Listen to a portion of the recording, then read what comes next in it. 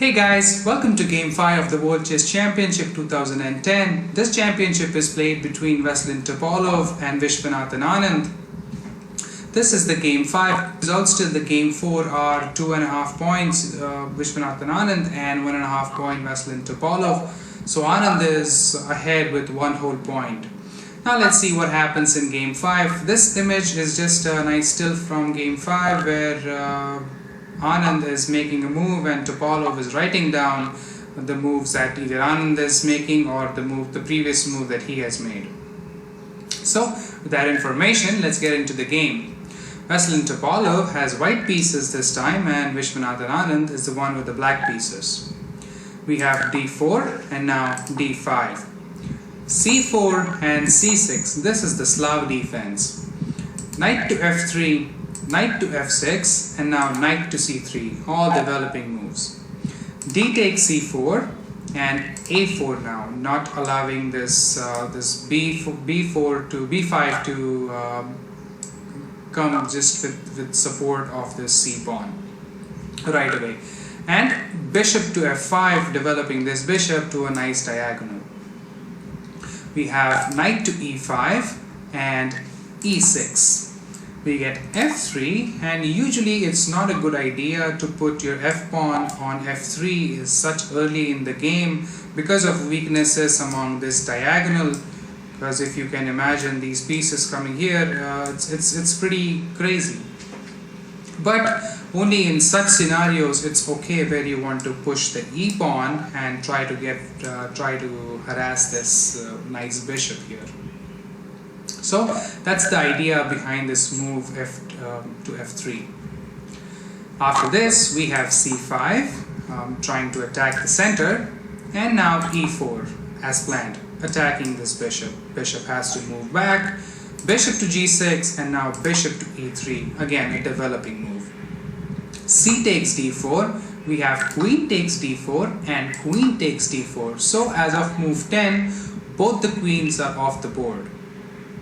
After bishop takes d4, we have knight f to d7, asking Topalov, do you want to capture? And if Topalov accepts and captures, Vishy is going to bring the second knight into the game. And that's what happens. Knight takes d7, knight takes d7, and bishop takes c4, finally eliminating this extra pawn that Vishy had. We get a6. Stopping any further pushing of these pawns, or even protecting the pawn if you want to play b5.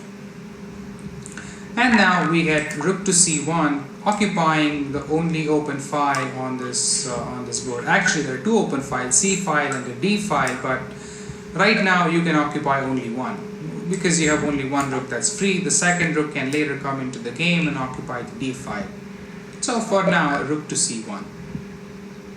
And rook to g8. Now Anand wants to get out of this crazy attack on this backward h8 rook. So it's just in some cases when the lines open up, this diagonal becomes really dangerous, and Anand doesn't really want that. He doesn't really want a castle because this game is finally going towards an end game, and he doesn't feel like it's important to castle.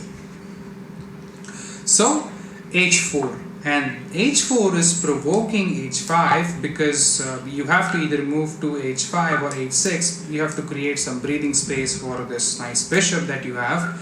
And Anand obliges. Here we have h5, now creating some room. But now more importantly, what Topalov did here is that he fixed a pawn here on h5. So now this is going to be a target, either via bishop or by the rooks or by a knight that he has. Next we get knight to e2, trying to go after, like I said, trying to go after this pawn because it's a fixed pawn. At least you can put the knight, not immediately attacking it, but if you can imagine your knight here, you can attack this pawn here on h5 and this bishop here on g6. Once if you capture this bishop, you have to, black has to double up the pawns, and then it just becomes crazy because then this pawn here on g7 becomes a liability. But for now, bishop to d6 and any plans of putting your knight here are temporarily stopped. we get bishop to e3, and a very interesting fact here is that after this move was played, the entire electricity or the power for the city in which they were playing, the Sofia city, it just got disrupted, and for 12-13 minutes they did not get the power. The two players were asked to be seated in their seats, and they were not allowed to leave, but it was a complete blackout throughout the city. And once power was restored, the game continued. Obviously during this 12-13 minutes the clock was stopped for both the players. And once the power arrived, we have knight to e5. This is the move Anand made. Now we get knight to f4, saying if you capture, I might first pick up your knight, or I might just capture here, and it's a risk. Are you willing to take that risk?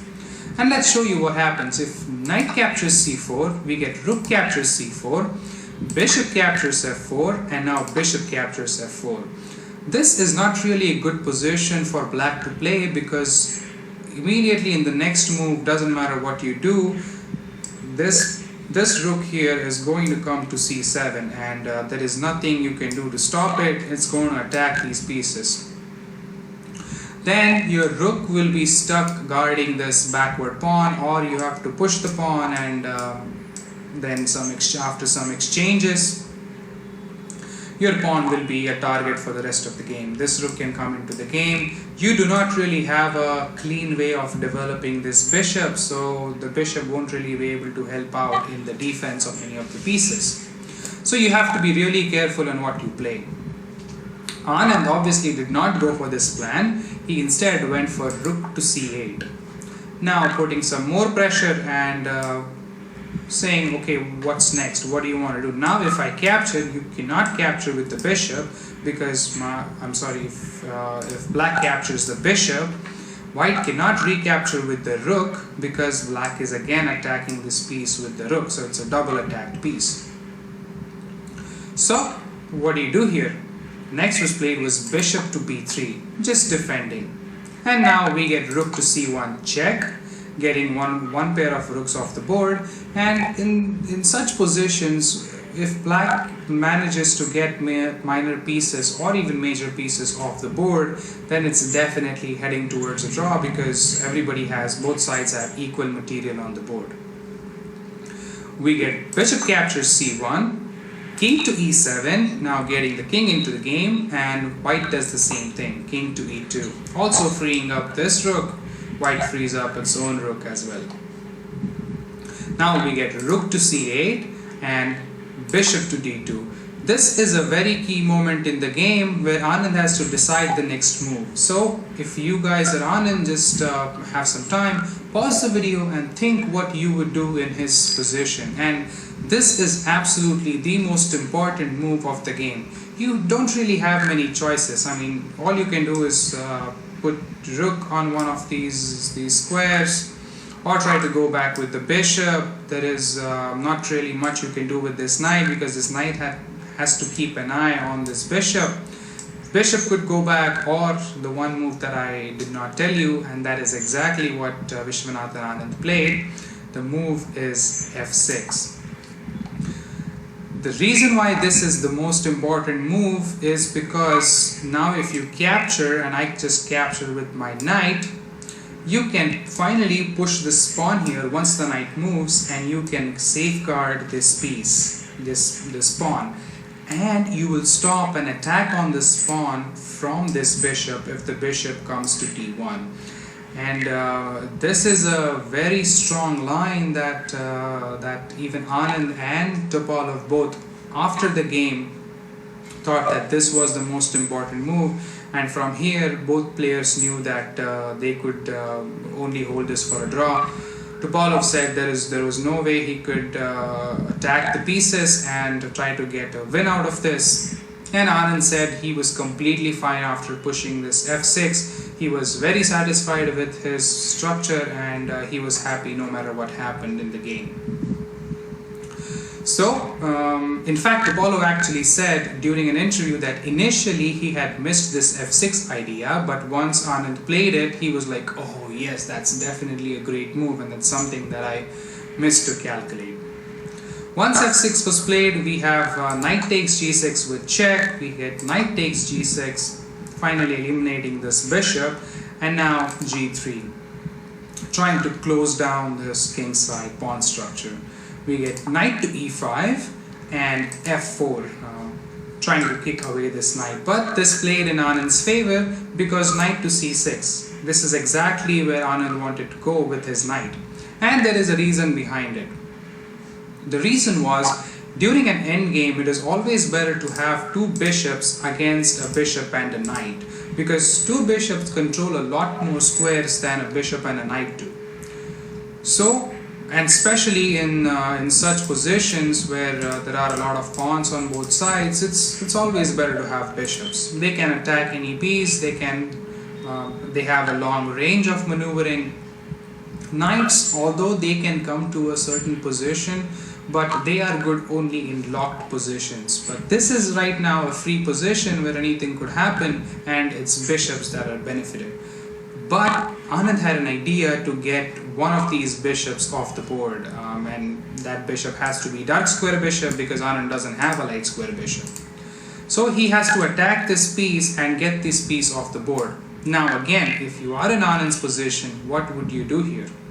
Let me show you a move that white played was bishop to c3, and after this move you can now try to get rid of this piece. And if you guys found the move, you guys are amazing players, just like Vishwanathan Anand is.